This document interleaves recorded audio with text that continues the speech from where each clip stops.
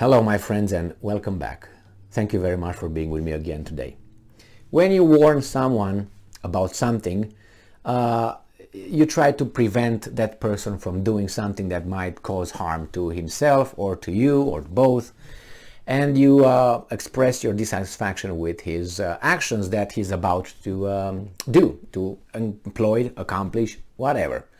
So you try to negotiate that. So you say, Michael, if you're going to act that way, if you're going to do that, these are the steps I will have to take in order to react to your actions. The consequences of your actions will make me act this way, and these are the steps. Now, it's all fine. The problem is, if he acts that way against your warning or against your, information that you provided with, then you have to follow the steps. If you don't follow through with what you said you will, you're going to look weak and you're going to lose trust. And everybody's going to say, Emil says this, it's okay. He didn't do it last time. So this is when you say something and you make or issue a warning, you should be able to follow through with it. Otherwise, you're going to be like, for instance, China, I say, with United States when Pelosi showed up. They threatened, they said this, they warned that, and it happened what? They just did a little bit of a boat show around Taiwan, and they showed their boats and they used some fossil fuel. That's what they did. Make some waves, and the guys in Taiwan used the waves for surfing. So, Associated Press, September 2nd, 2022. This is the title. Russia warns US of sending long-range weapons to Ukraine. So this is the warning. If you send those over there, now I want to say what the plan is, what the steps are, and if they are willing and able to follow through. A senior Russian diplomat sternly warned Washington Friday against supplying long-range weapons to Ukraine, noting that the US is balancing on the edge of direct involvement in the conflict. I beg your pardon, I think that was already crossed that edge a long time ago, about 5 months and a half ago. If you remember, the Americans, they reported, they stated that they helped the Ukrainian army picking with information, with intelligence. They provide them intelligence so the Ukrainians know where to shoot and what to shoot, and where there are locations of Russian personnel or weapons and armies. In this way, also, since the United States provided HIMARS, the missile systems, again, the Americans stated, and the Russians and others, that the Americans are just pinpointing the targets, and they have the ultimate say if those targets should be hit by the Ukrainians or not, using their HIMARS, and also providing with the coordinates and putting the coordinates in this and that. So that is, for me, is 100% direct involvement. It's not about crossing any edge anymore. I think they already crossed it and they're on a free fall. You can't come back. So I think that's what's over there. I made some videos regarding this, and there are articles available stating that they are in control of these things. They dictate where, what targets, HIMARS that they provided to the Ukrainians should be hit and which should not be hit. So, and provide with coordinates and so on. Now, Deputy Foreign Minister Sergei Ryabkov also pointed to the country's military doctrine that allows the use of the nuclear weapons in case of a threat to the existence of the Russian state. And I'm quoting, "We have repeatedly warned the US about the consequences that may follow if the US continues to flood Ukraine with weapons," Ryabkov said. It effectively puts itself in a state close to what we can describe as a party to the conflict.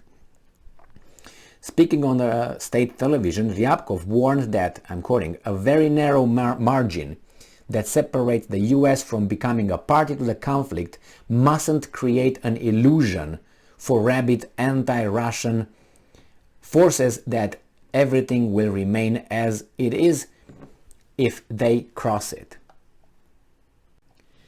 So is this guy saying that if because they say here in the title, long-range weapons. So if they provide long-range weapons, that means only then United States will be considered part of the conflict?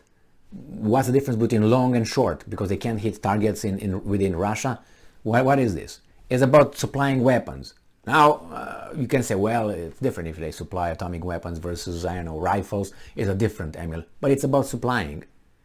I don't care the value of supply. It's supplying. It's like you say, you know what? He raped her, but he raped her only one time. And it was about 1 minute and a half. So that's not considered rape? It's considered rape only if it's over 5 minutes and it's multiple times, only then? Is that what it is? So the same here. No, buddy. You provided weapons from the very beginning that you're part of it. However you want to take it. No, if you send those kinds of weapons, then you're part of it. The base here is, you know, the, how do you call it here? I don't know in English how to say it, but it's the common noun, like, you know, man, female, and then it's particular noun, which is my name, my first name, Emil. You know, the same here. The common noun is supply weapons. Now, particular one is what kind of weapons. You know, so Emil goes under the umbrella of a man, of a human being, and a man falls under the umbrella of a human being. All right, so you can say, yes, Emil is a human being because he's a man, men are human beings. But you can say, for instance, I don't know, a human being is Emil. Not necessary. Emil could be a dog, Emil could be a fly. Depends how you name whatever you name.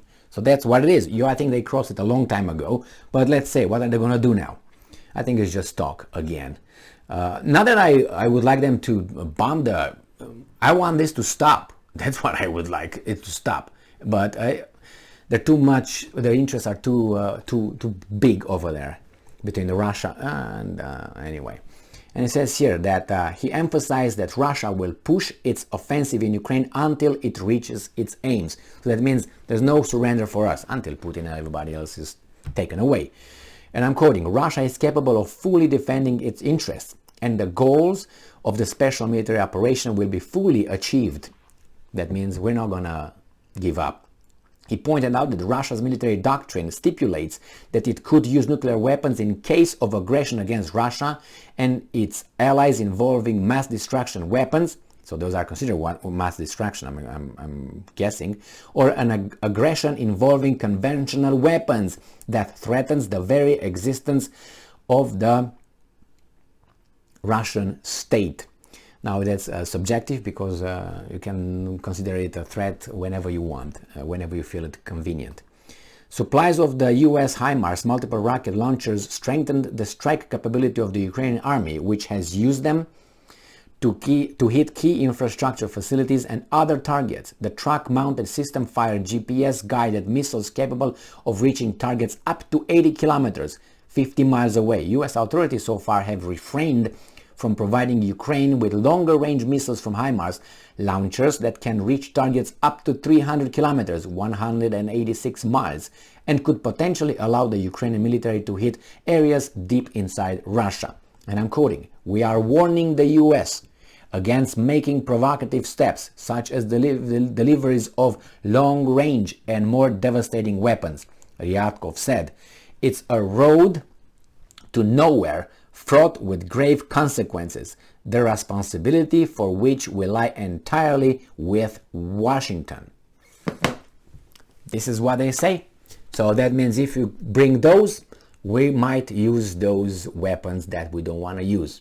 And it's like, leave it as it is, provide them with your little weapons that you provide, but if you increase the quality, the destruction capabilities of the weapons you provide, in this case longer range that could reach deeper, that the Ukrainians, I think they, how should I put it, in this kind of war, I think they should be entitled to hit back where they hit from. I mean, you invade, according to the Ukraine, their country, you know, you're on my territory, I should be able to hit your territory. You hit Kiev, you hit this and that, so I should be entitled to hit Moscow, right? But I just dare the Ukrainians to hit Moscow, which they know better that if they do that or they create a problem over there, they will be wiped. I think the Russians will not hold back anymore, and that will be it.